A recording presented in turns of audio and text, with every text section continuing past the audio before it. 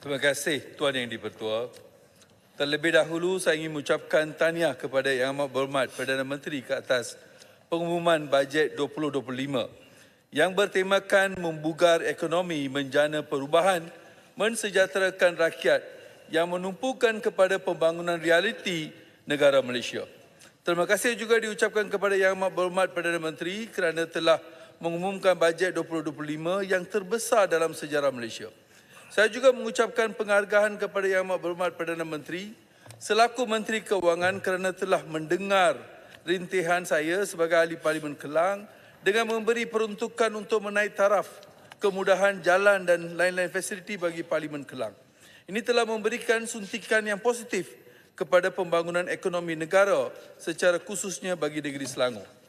Tuan Yang di-Pertua, saya ingin menarik perhatian terhadap konsep madani yang diutarakan oleh Kerajaan Perpaduan. Malaysia Madani merupakan suatu ikhtiar secara bersepadu dan holistik untuk menjadikan segala dasar dan pelaksanaan di Malaysia lebih manusiawi yang sentiasa ditambah baik menerusi musyawarah dan maklum balas rakyat. Saya menyokong penuh konsep ini, namun pelaksanaannya semakin pudar dan semakin menjauhi daripada realiti sebenar. Adakah bajet 2025 merupakan refleksi madani? Kita masih mengekalkan bajet berasaskan kaum dan agama. Saya masih menyokong konsep ini, memandangkan setiap masyarakat perlu diberi perhatian yang berbeza berdasarkan dengan status sosioekonomi masing-masing. Tetapi bukanlah ia sepatutnya diagihkan secara seimbang dan saksama. Dalam bajet 2025, masyarakat Bumiputera telah diperuntukkan lebih 1 bilion, JAKIM menerima peruntukan lebih daripada 2 bilion ringgit, masyarakat orang asli menerima hampir RM350 juta, masyarakat India hanya menerima 100 juta peruntukan di bawah mitra dan 30 juta di bawah program pinjaman tekun. Apa yang lebih menjadikan adalah masyarakat Cina yang mendapat lebih kurang 78 juta sahaja. Keadaan ini menunjukkan sedikit ketidakseimbangan dan saya yakin Yang Amat Berhormat Perdana Menteri akan memberi perhatian khusus dalam agihan sumber hasil bumi Malaysia dengan lebih saksama, iaitu juga akan memberi makna yang mendalam bagi teras ke-6 iaitu Ehsan. Tuan Yang di-Pertua, madani diilhamkan berdasarkan konsep kesediaan menerima perubahan dengan mengambil kira saranan segenap lapisan masyarakat dengan hasrat pemulihan melalui reformasi substantif demi Malaysia yang lebih maju dan makmur. Namun saya berpendapat bajet 2025 tidak mengambil kira sebarang cadangan atau hasrat masyarakat terutamanya masyarakat India. Pelbagai wacana telah digunakan untuk memberikan input bajet bagi masyarakat India daripada pelbagai pemimpin masyarakat. Antaranya ialah bajet untuk mitra. Adakah adil kerajaan mengekalkan peruntukan 1 juta kepada mitra selama 9 tahun tanpa sebarang peringkatan? Populasi dan kehendak serta keperluan masyarakat India kian meningkat. Tetapi peruntukan untuk pembangunan sosioekonomi India dikekalkan atau menjadi stagnan dengan izin. Semasa dialog bajet 2025, keseluruhannya masyarakat India meminta supaya peruntukan mitra dinaikkan kepada RM300 juta.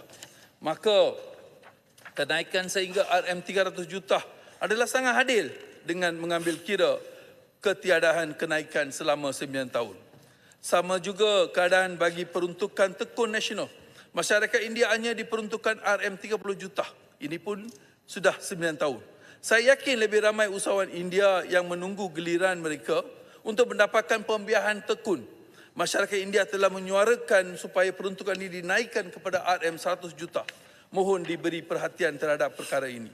Dalam ucapan belanjawan, Yang Amat Berhormat Perdana Menteri telah pun memetik terukural yang berbunyi Uru pasiyum ova piniyum serupagiyum serah tilbade nada, yang bermaksud adalah untuk membangun sebuah negara yang bukan saja komited mengangkat martabat kehidupan rakyat yang miskin dan daif, bahkan untuk membasmi wabak penyakit dan musuh yang membinasakan.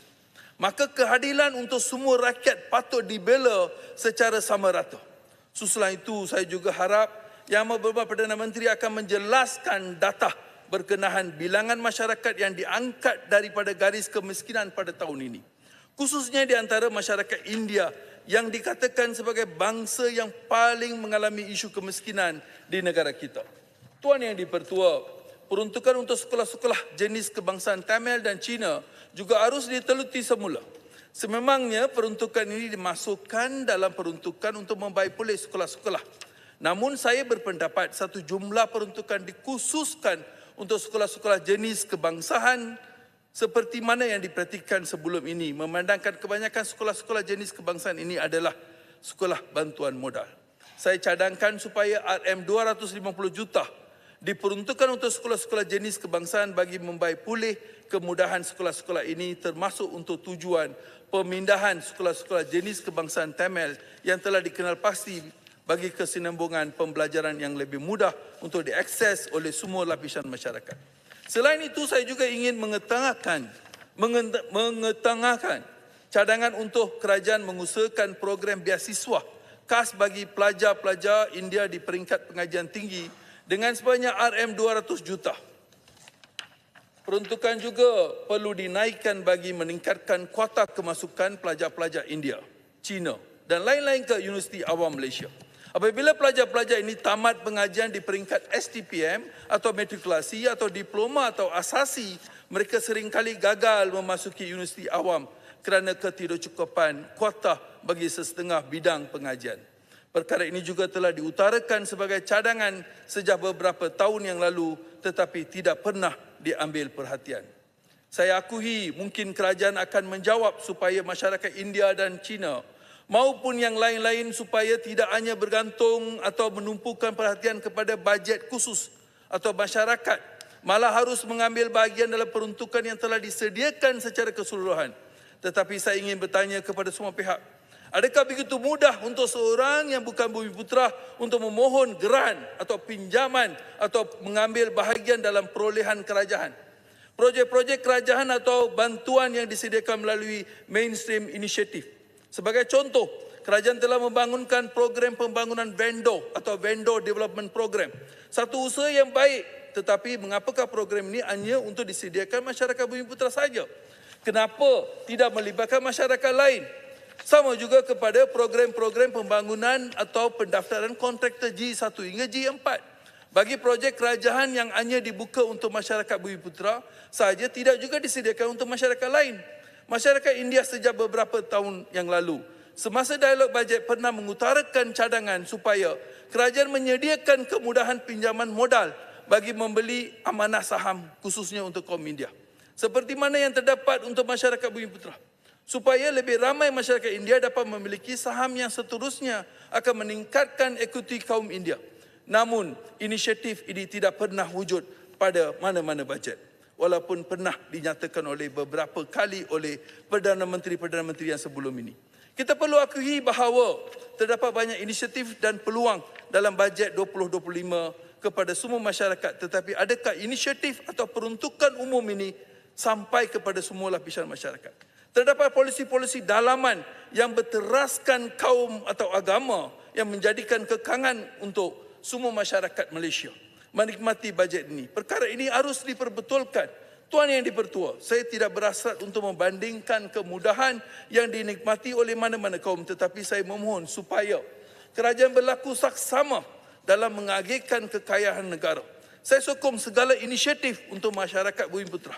Namun saya juga meminta kerajaan untuk menyediakan inisiatif-inisiatif yang seumpama kepada masyarakat lain. Umpamanya, kerajaan memiliki 10 biji guli. Saya tidak meminta kerajaan agihkan guli itu sama banyak, iaitu 3 biji setiap masyarakat atau 7 biji guli kepada satu golongan masyarakat dan 3 lagi kepada lain. Matematik saya adalah agihkan 4 biji guli kepada masyarakat Bumiputera, 3 biji guli kepada masyarakat Cina, 2 biji guli kepada masyarakat India dan 1 biji kepada yang lain-lain. Masyarakat India semakin tenat seolah-olah kita telah kehilangan kaki. Jangan meminta kami lari bersama-sama dengan mereka yang hanya bercedera parah atau kehilangan tangan. Keperluan adalah berbeza-beza. Pastikan masyarakat India yang telah kehilangan kaki diberi kaki palsu. Yang cedera parah dirawat terlebih dahulu sebelum meminta semua berlari daripada garisan permulaan yang sama. Inilah saksama yang saya hasratkan. Cadangan saya adalah sekurang-kurangnya sebanyak RM600 juta boleh diperuntukkan untuk pembangunan masyarakat India. Bukan saja melalui mitra, tapi daripada program-program pembangunan sosio-ekonomi melalui inisiatif-inisiatif tambahan.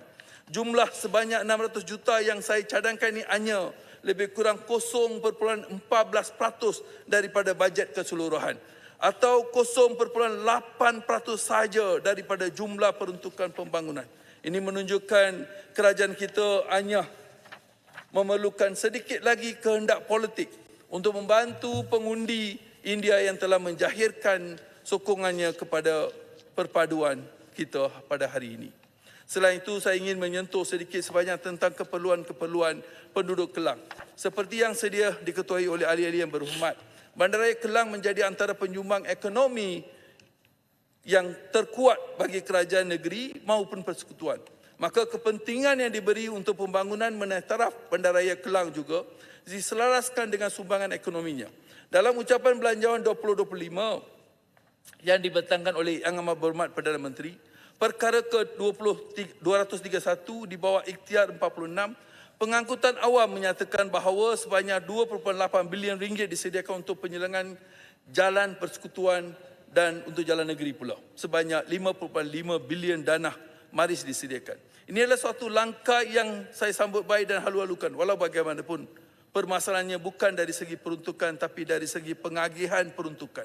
Saya ingin memohon pencerahan daripada pihak Yang Amat Berhormat Perdana Menteri ataupun Kementerian Kewangan mengenai pecahan peruntukan yang akan dibelanjakan untuk menaik taraf jalan raya di Kelang dan menampung pergerakan kenderaan yang begitu banyak, berat, sering mengalami kerosakan jalan raya di Kelang. Pihak kementerian juga harus memastikan bahawa peruntukan untuk menaik taraf jalan raya di Bandaraya Kelang dipertingkatkan berbanding dengan tahun lepas. Memandangkan insiden kerosakan jalan raya semakin meningkat, pada masa yang sama saya ingin mengambil kesempatan ini untuk menjahirkan penghargaan saya kepada Yang Amat Berhormat Perdana Menteri ke atas persetujuan untuk membina dan menaik taraf jalan lingkaran Pulau Indah dan Pelabuhan Utara Kelang Selangor dengan kos 107 juta. Dalam pada itu yang dipertua, disebabkan masa saya singkat, bagi sedikit saja berkenaan tentang perbelanjaan yang telah dinyatakan dalam bajet 2025 berkenaan tentang tebatan banjir. Projek-projek tebatan banjir yang telah diumumkan bagi Selangor, khasnya Lembah Kelang. Yang apa yang saya difahamkan pada 2 tahun berturut-turutnya ada pengumuman, tapi tiada pergerakan di bawah. Kita tak nampak projek itu telah diselenggara ataupun telah dimulakan. Tuan Yang di-Pertua, sekiranya hanya kita umum, tanpa pelaksanaan, tanpa sebarang kemajuan, adalah ia seperti menipu rakyat. Saya harap sebarang pengumuman dalam bajet 2025, khasnya projek-projek berkenaan yang mendekat dengan rakyat seperti tebatan banjir dan juga jalan raya dan juga hospital dan sebagainya, harap segera disiapkan dan juga dimulakan. Tuan Yang di-Pertua, akhir kata, dengan izin Tuan Yang di-Pertua, saya ingin membangkitkan isu luar daripada konteks Belanjawan 25, iaitu ini adalah berkaitan dengan isu anjing bernama Kopi yang dia telah tembak mati oleh semasa operasi penangkapan dan pelupusan anjing yang tidak ada tuan yang dijalankan oleh Majlis Daerah Besut pada 6 Oktober lepas. Tindakan sebegini tidak mengambil kira sentimen masyarakat awam harus dikawal dan pihak penguatkuasa yang terlibat harus diarahkan untuk bertindak dengan lebih beretika. Last. Saya faham bahawa operasi ini dibuat berdasarkan undang-undang, namun mereka perlukan latihan. Kembali ke Belanjawan 2025, kesimpulan saya secara peribadi bangga dan kagum akan segala pencapaian dan kemajuan yang telah dicapai dari segi pentadbiran dan makroekonomi oleh Kerajaan Madani ini sejak mengambil alih kepimpinan di Putrajaya. Walau bagaimanapun terdapat sedikit sebarang penambahbaikan yang perlu diteliti oleh kita untuk terus mara ke hadapan sebagai suatu kerajaan yang lebih kompeten dan adil. Sekian, terima kasih. Terima kasih Yang Berhormat Kelang.